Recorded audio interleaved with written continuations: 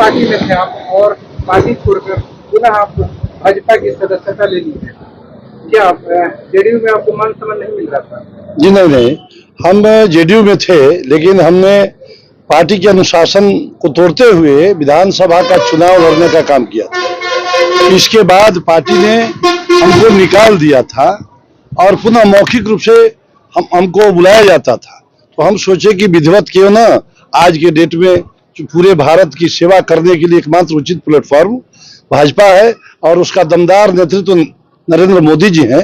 नरेंद्र मोदी के हाथों को मजबूत करने के लिए और उनके उत्तम विचारों से प्रभावित होकर के हम भाजपा ज्वाइन करने का काम किया। मोदी जी कह रहे 4 सप्ताह है, कैसे कर पाइएगा? निश्चित रूप से पूरा भारत मोदीमय हो गया है, पूरा राष्ट्र मोदीमय है, भगवामय है। 400 पार तो तय है, होना ही है। बगल में जो बक्सर है वो आनंदमय हो चुका है, कैसे 400 पार? गठबंधनमय हो चुका है। नहीं, ऐसा नहीं। देखिए, ये केवल मीडिया में ये लोग चल रहे हैं। वो कलाकार हो सकते हैं, नेता नहीं हो सकते हैं। और वहाँ बक्सर में यदि कोई बंधु आए हैं तो अचानक इस्तीफा देकर के आ गए तो ये उनकी गलतियां। मिथिलेश तिवारी जी वहाँ दमदार प्रत्याशी हैं और निश्चित रूप से बनारस के बगल में है विश्वामित्र की धरती बक्सर, और वहां से मिथिलेश तिवारी जीतने का काम करेंगे। मिथिलेश तिवारी की जहां सब बात रही बक्सर से, वहीं अश्विनी चौबे को वहां से हटा करके फिर बाहरी को ला करके बक्सर में रख दिया। अरे बाहरी आप लोग कैसे कहते हैं? भारत की नागरिकता है ना, भारत के रहने वाले हैं, बिहार के रहने वाले हैं, हिंदी भाषी प्रदेश के हैं और उसमें भी भोजपुरी भाषी जिला के हैं।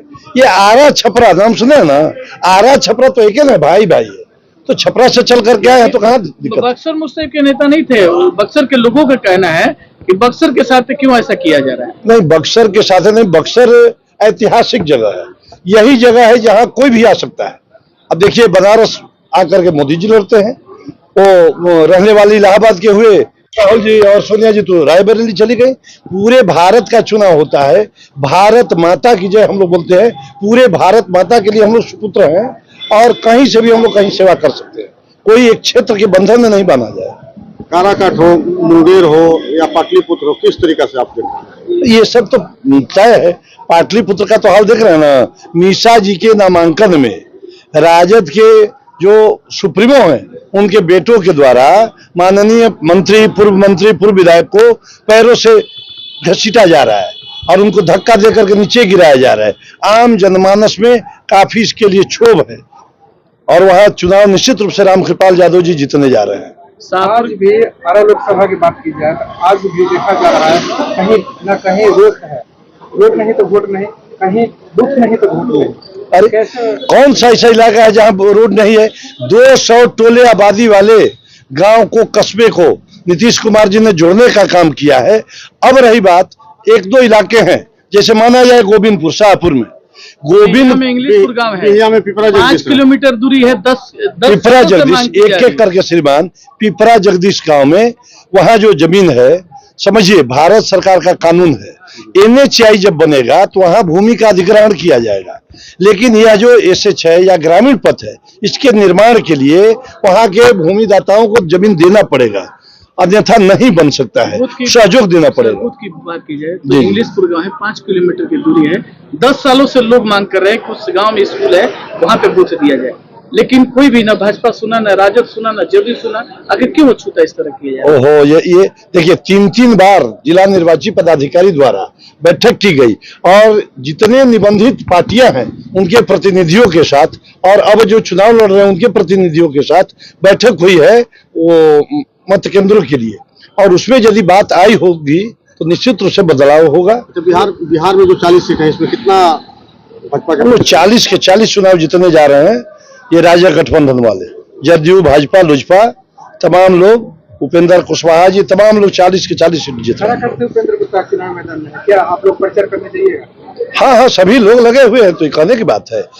एक्चुअली एक ही चरण में है ना, अब तो 7वें चरण में, अंतिम चरण में सब जगह है। पवन सिंह भाजपा के सदस्य हैं और आज तक उनको पार्टी द्वारा निष्कासित नहीं किया गया है। देखिए, भाजपा के सदस्य माना जाता था, जिस दिन वो अनुशासनहीनता में पाए गए तो उनको पार्टी अपना उचित कार्रवाई करेगी। तो पार्टी से तो हट के नॉमिनेशन कर दिया, निर्दलीय नॉमिनेशन भी किया। निर्दलीय किए हैं ना, पार्टी का विरोध की बात कहाँ कर रहे हैं? पार्टी का विरोध न हुआ जब उपेंद्र कुशवाहा को वहाँ इस पर हमारी पार्टी के केंद्रीय नेतृत्व और राज्य नेतृत्व पैनी नजर रखे हुए है। जो उचित निर्णय होगा उस पर लिया जाएगा। नॉमिनेशन हो गया, स्क्रूटनी हो गया, पार्टी अभी तक कार्रवाई नहीं की है। स्क्रूटनी हो गया, अभी वापस करने का डेट था, इसके बाद और काम है ना, तो इस पर लोग पैनी नजर रखे हुए हैं। उचित निर्णय समय पर लिया जाएगा। मुकेश सहनी कह रहे हैं ना कि भाजपा के एजेंट है। नहीं, मुकेश सहनी तो अपने यह तो माने बिकाऊ माल है ना। मुकेश सहनी को कोई कुछ नहीं मिला। सहनी की बात करते हैं, एक सहनी को वोट टिकट देने का काम नहीं किया। सन्नत मल्लाह कहे जाते हैं, लेकिन मल्लाहों के साथ दगाबाजी करते हैं, धोखा करते हैं।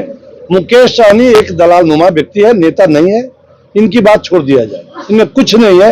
ये तो सप्लाई करते थे ना बॉम्बे में मजदूरों का, गरीबों का खून चूसने का काम मुकेश सहनी ने किया है। वैसे लोगों को लेकर के तेजस्वी जी घूमते हैं। घोर विरोध है पूरे बिहार में। आर.के. सिंह साहब ने तो ओके कर दिया है सर, 100 में 100 गारंटी है। वो सर्विस रोड बनेगा बिहिया चौरस्ता पर, बिहिया रेलवे लाइन के पास जो है, तो कोई एक ही बनेगा, ऊपरी पुल या फिर नीचे अंडरलाइन। अब भाजपा नेता हो गया, पार्टी के द्वारा क्या कार्य मिला है आपको? भाजपा का सेवा करना है, अभी पहले तो जिताना है जितना हो सके। 7वें चरण में जो 4 ये है, आरा, बक्सर, सासाराम, इन क्षेत्रों में मुझे जिम्मेदारी दी गई है घूमने की और अपने समाज के क्षेत्रों में जाकर के प्रचार प्रसार करने की।